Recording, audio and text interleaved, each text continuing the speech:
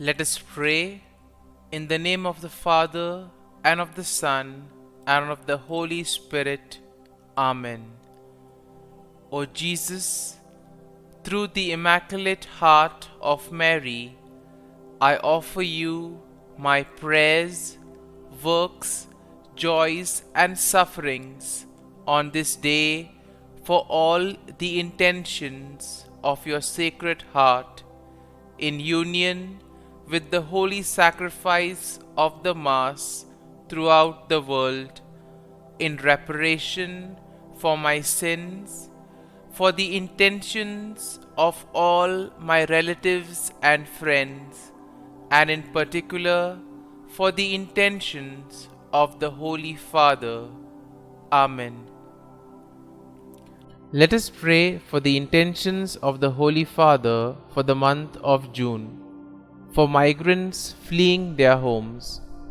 We pray that migrants fleeing from war or hunger, forced to undertake journeys full of danger and violence, find welcome and new opportunities in the countries that receive them.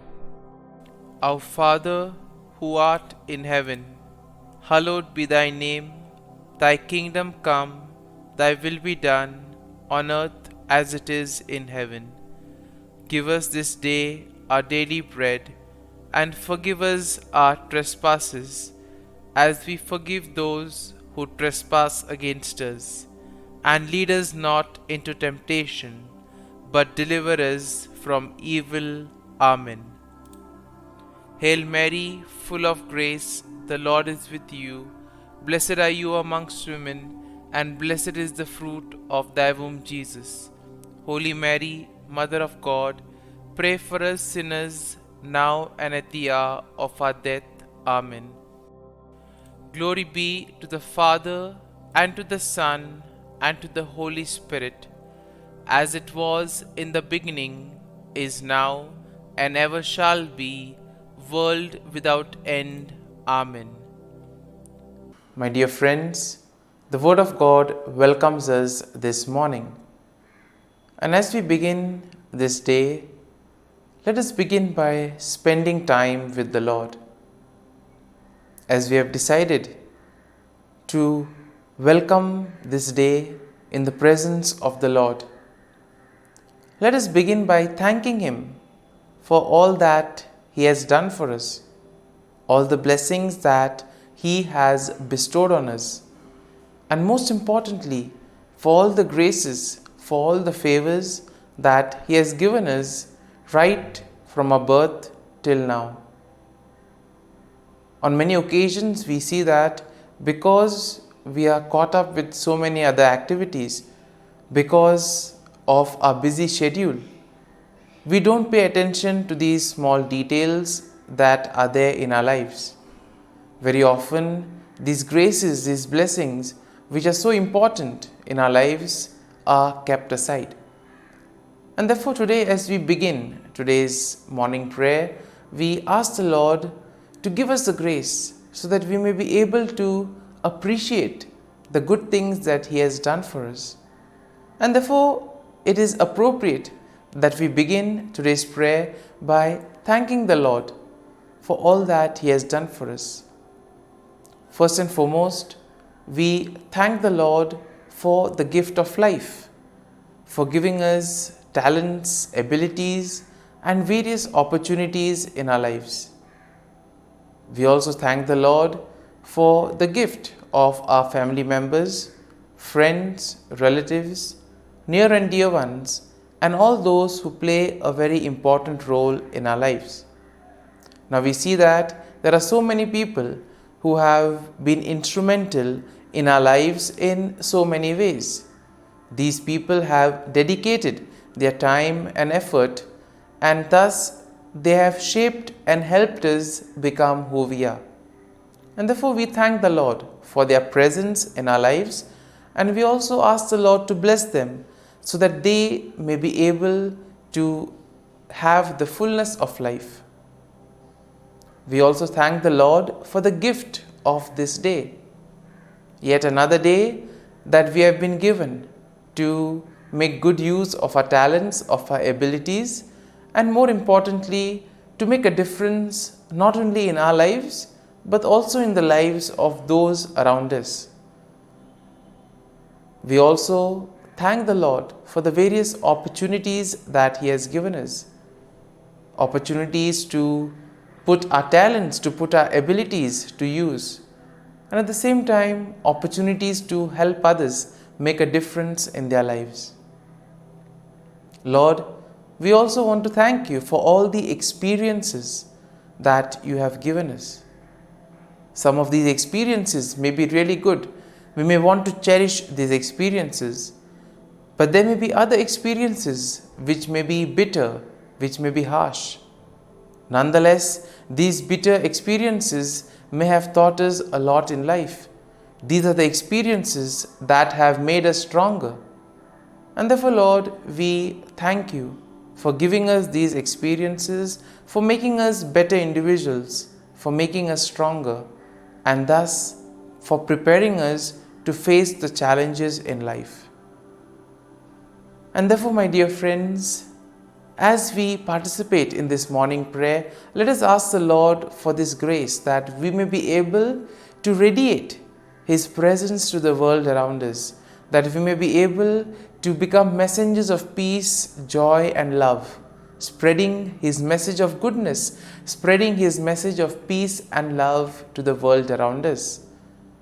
And therefore, let us ask the Lord to accompany us in whatever we do today, so that every action, every word may radiate His love, peace, and joy.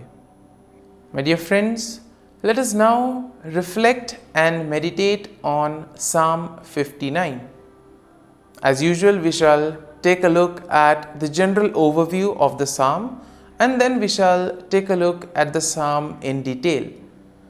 Now, when we look at Psalm 59, we see that the psalm is a psalm of lament that is attributed to David.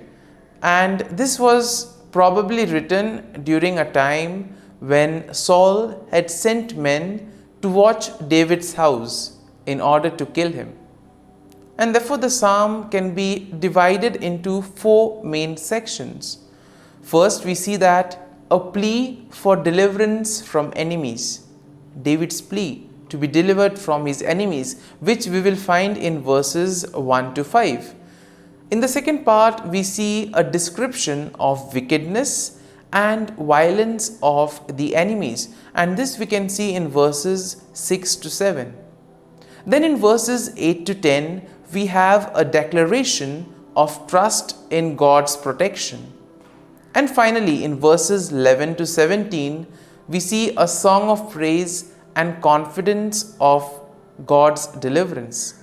Confidence that God will deliver him from all his enemies.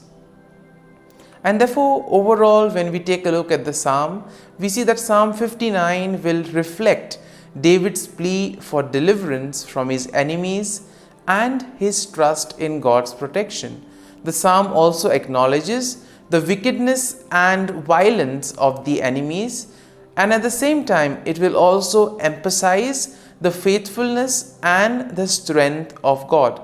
Now, the psalm serves as a reminder of the importance of seeking refuge in God during the time of trouble, and therefore expressing trust that God will deliver his people from all difficulties in life.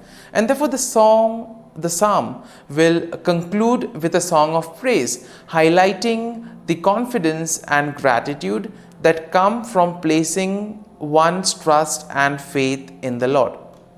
Now, when you take a look at the psalm in detail, we see that in the first section of the psalm, David pleads for deliverance from his enemies, and therefore he implores God to deliver him from those who seek his life.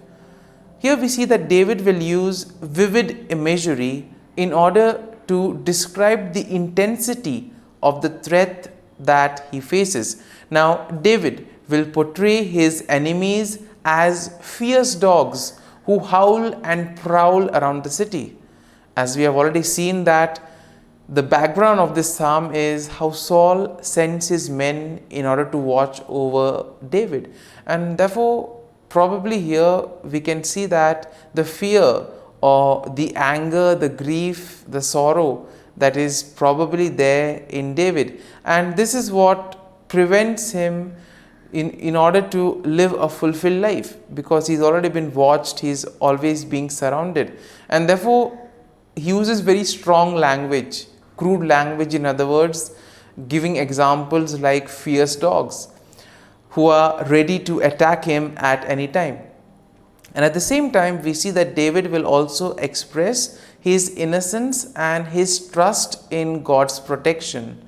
And in this way, he also pleads to God for God's intervention. Now, when we look at today's world, we also see that it's not very easy in order to practice one's own beliefs, etc. And there may be various factors for this. Sometimes we ourselves could feel as if we are being watched, as if we are being tormented by others. And in those moments, we can have confidence in the Lord that just as David was able to face and put his trust in the Lord, he was able to face his enemies, and thus he was fully confident that the Lord would be there, guide him and protect him. This is the level of confidence, this is the level of trust that all of us are called to have.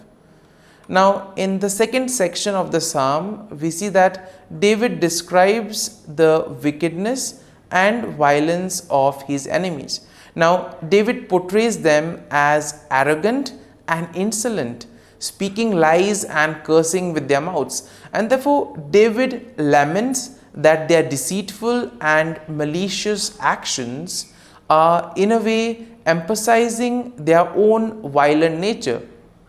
And David also says that the actions of the wicked are in a way demonstrating their lack of fear or regard for God. And therefore, these are the people who basically feel that they are their own masters, that they don't require anybody else. They don't fear the Lord. And therefore, we see that David, in a way, describes their wickedness, describes their malicious intent. Now, moving on to the third section of the psalm, we see that David declares his trust in God's protection. He affirms that God is his strength and his fortress, that God is a refuge in times of trouble. And it is here we see that David expresses his confidence that God will go before him and he will comfort himself. God will comfort David by confronting his enemies.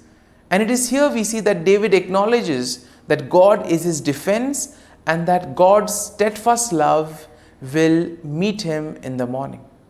So much faith and trust David has in the Lord.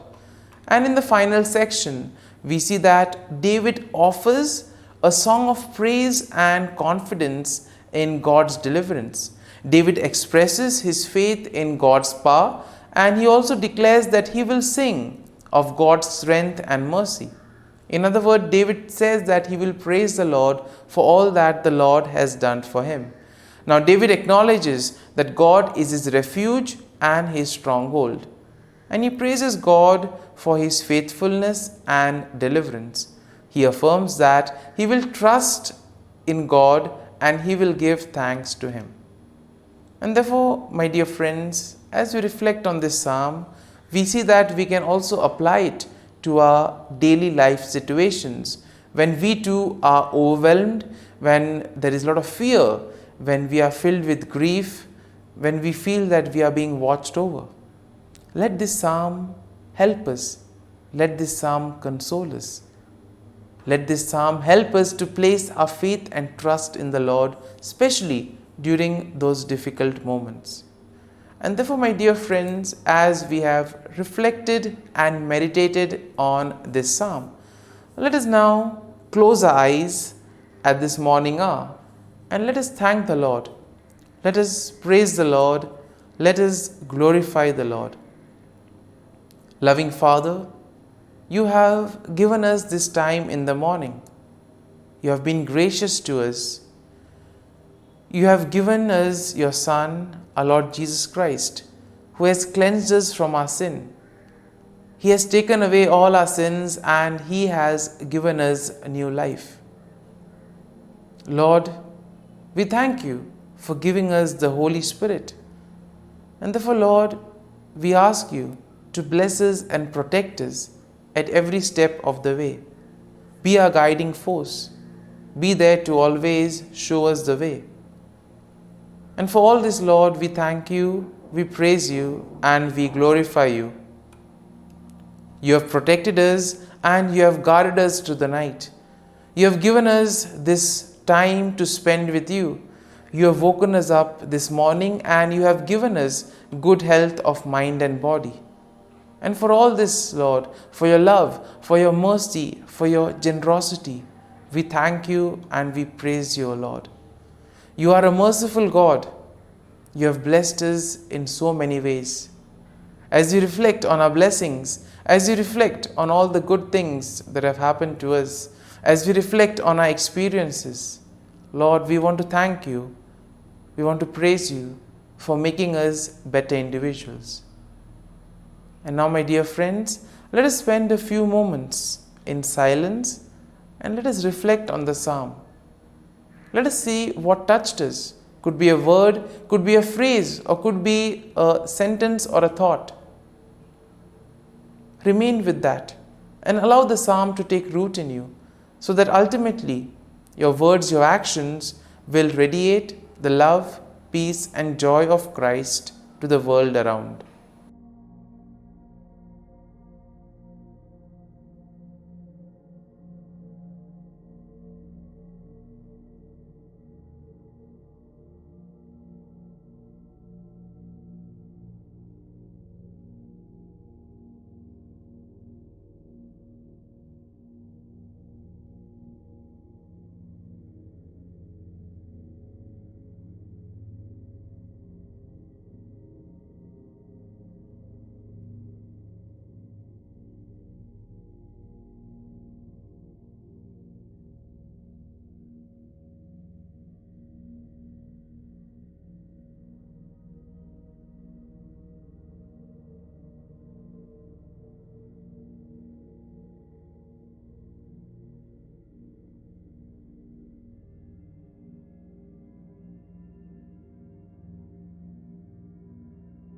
Prayer to Saint Michael the Archangel for protection. Saint Michael the Archangel, defend us in battle. Be our defense against the wickedness and snares of the devil. May God rebuke him, we humbly pray. And do Thou, O Prince of the heavenly hosts, by the power of God, thrust into hell Satan and all the evil spirits who prowl about the world, seeking the ruin of souls. Amen. Act of Adoration. O Sacrament most holy, O Sacrament divine, all praise and all thanksgiving be every moment Thine. Saint Gertrude Prayer for souls in purgatory. Eternal Father, I offer Thee the most precious blood of Thy divine Son, Jesus, in union with the masses said throughout the world today, for all the holy souls in purgatory, for sinners everywhere, for sinners in the universal church, those in my own home and within my family. Amen. May the divine assistance remain always with us, and may the souls of the faithful departed through the mercy of God rest in peace. Amen. Glory be to the Father, and to the Son, and to the Holy Spirit, as it was in the beginning, is now, and ever shall be, world without end. Amen.